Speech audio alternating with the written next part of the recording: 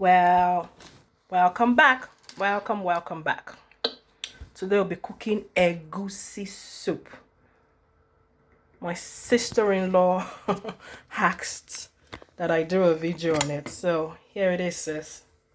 I hope you find this useful. Alrighty.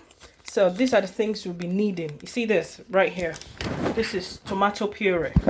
Tomato puree blended with ginger. A big chunk, not this lot, but like just cuts a little bit off. About 2 to 3 cloves of garlic. Red onions. Blend together. You could use one of this. I blended this. I used these 3 because I used the rest of the pepper for my goat meat stew. The video of this one is in there. If you look for it, Nigerian goat meat stew, it's there on my channel. So you use one of this and 1 bell pepper and scotch bonnet, depending on how much you want it to be spicy. Okay, so we're gonna start now. Definitely you need palm oil. Without palm oil, you can't make a good egusi soup. You definitely need palm oil. I'll be showing you. I don't measure anything. I just use my my church mind. I'll be back shortly. So in here,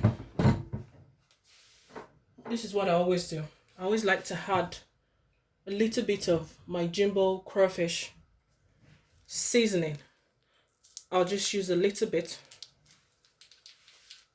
to give it a good taste, yeah? In here we've got mama. This is cow skin, red onions, white onions. If you don't have red, you can use white. If you don't have white, you can use red. It doesn't matter. It's still gonna taste nice anyway. So I always, just a little bit. You put it in the dry egusi. And in the kettle I've got boiling water. You just add a little bit, maybe half a cup, and then you stir. You stir. I won't say until it forms a smooth paste, because egusi would not form a smooth paste. But just make sure the water is well incorporated with the egusi, okay? And all the seasoning is well blended.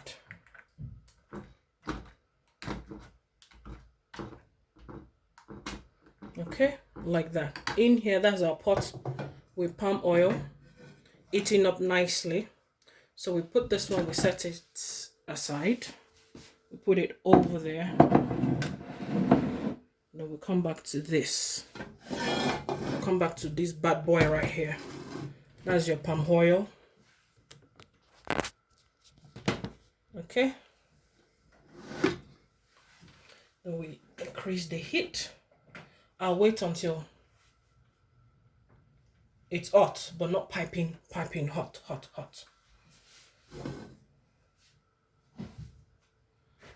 These are the remaining goat's meat I used for my stew. I'm still gonna cut this in small chunks. You can cook it like this if you want, but because I've got little kids in the house, I like to cut it in small chunks so they can easily grab it. All right. Time to add our onions. You see it's already hot. We decrease the heat a little bit to medium heat.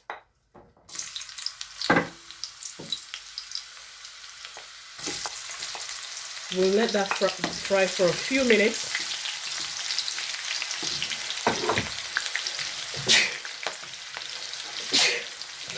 That's it. It's very cold out here. Ooh.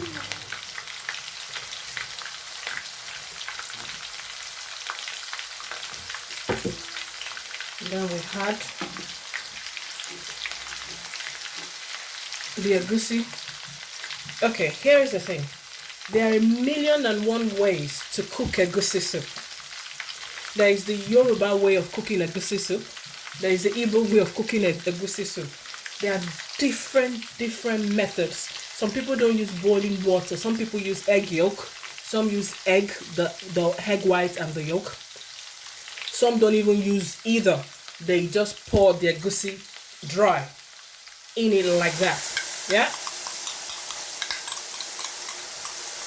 Make sure your heat is on medium heat. Otherwise, if it's too high, it will burn, and we don't want that. And then you stir. You stir. It's a bit oily, but don't worry, we'll be all right. Everybody has different ways of cooking. Some people may see this and go, oh, I like this method, I'm gonna try this. Some people may see it and go, oh, no, I don't like it. This works for me. I love it. And I'm going to keep it that way. So I'm going to use, this is, you know this Kate's paracetamol spoon. This is this big one is the 5 ml. This is, the little one is the 2.5. So I'm going to use the 5 ml. I'll use 2.5 spoons. Yeah. This has already been washed, by the way, and dried out. I always buy my crayfish in big bags, wash them, dry them out, and put them in small containers. This is the last container I have because I use a lot of crayfish. So that's it. Okay.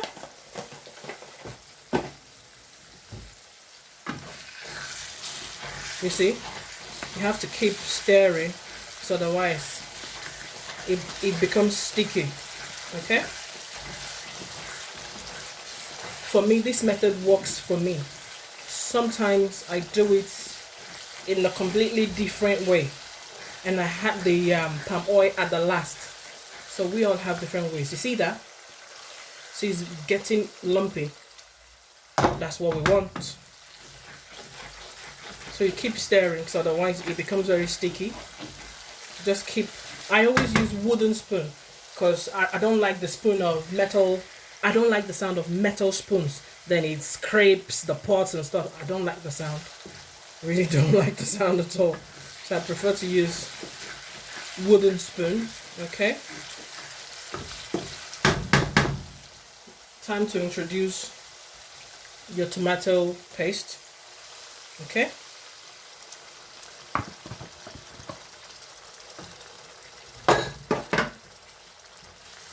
Just there. This looks delicious already.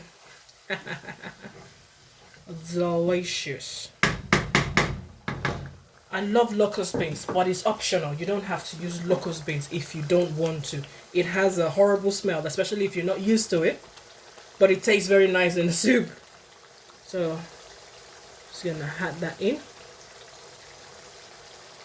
I love locust beans. Stir it together. Now you increase the heat a bit more.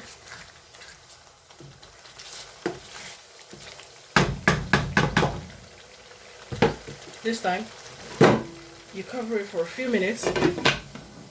Let everything cook together. 5 minutes, just 5 minutes, nothing more than 5 minutes.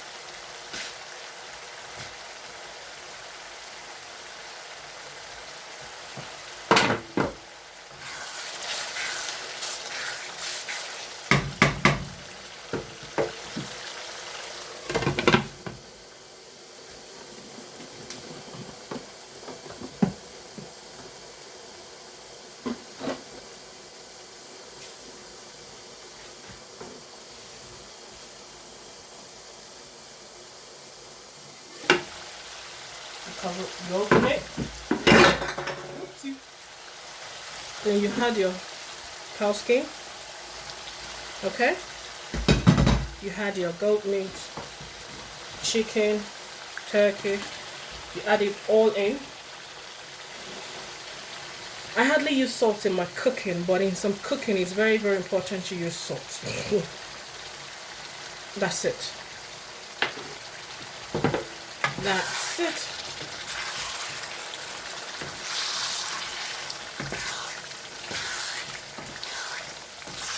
It looks absolutely delicious already. I'm just going to use another one of this because I only used half earlier.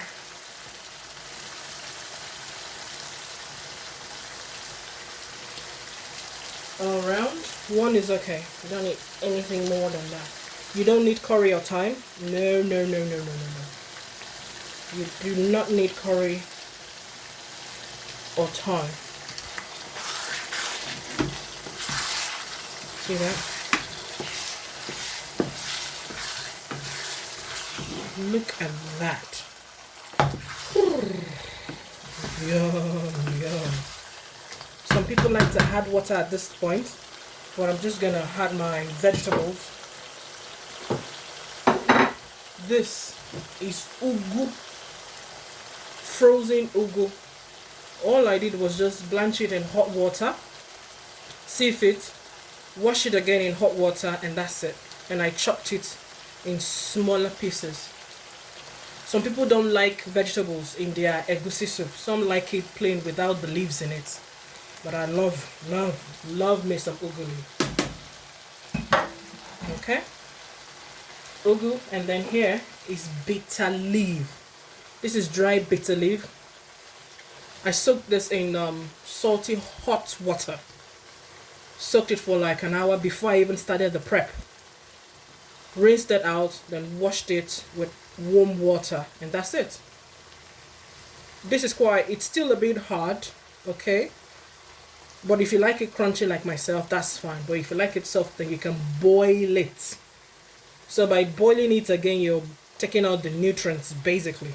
So, see that? I'll move the camera close so you can see the difference. You see the ugu leaf is the green leaf, this. Then the bitter leaf is the black one. That's even in a pot. Stir it together.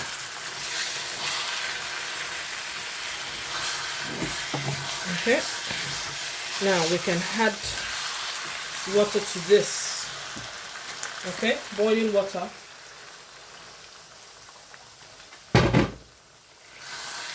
Just add like half a cup of water.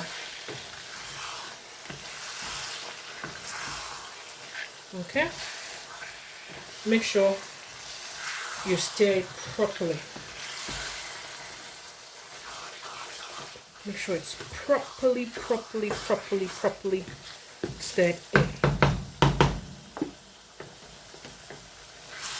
Okay. If you want to add more palm oil at this time to give it that redness we had at first, entirely up to you, but I'm not gonna add any more to it. I'm very, very pleased with what I see, and I'm going to taste it when the vegetable is cooked. I'm not going to taste it now because the vegetable is still raw. So we'll cook this for 15 minutes on low it. Low it. Let me add a bit more water to it.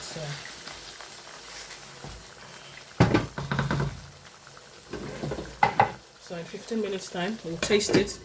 If we don't need to add any more seasoning to it, then that's it. If we need to add more seasoning, then we need to add more seasoning, then taste, then let it cook for a bit. So we'll be back in 15 minutes, okay? Let's check it out now. That's it.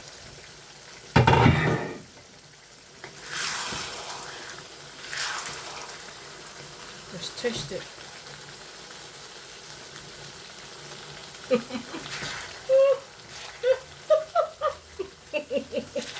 Oh, Lord have mercy. Now, we're good to go.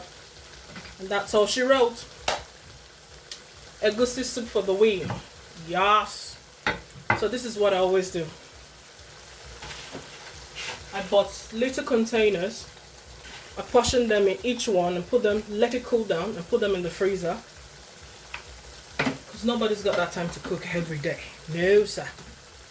I hope this helps. Let me move it closer so you can see it with natural lights.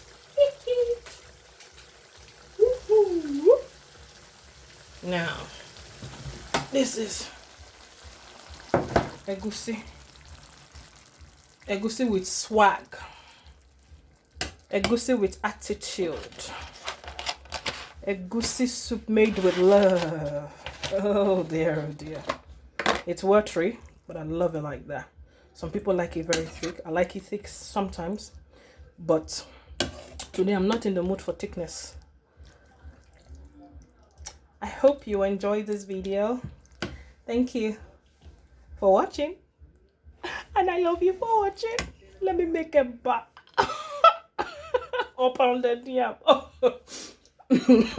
You people will not understand the taste. Please try this recipe and let me know. I love you.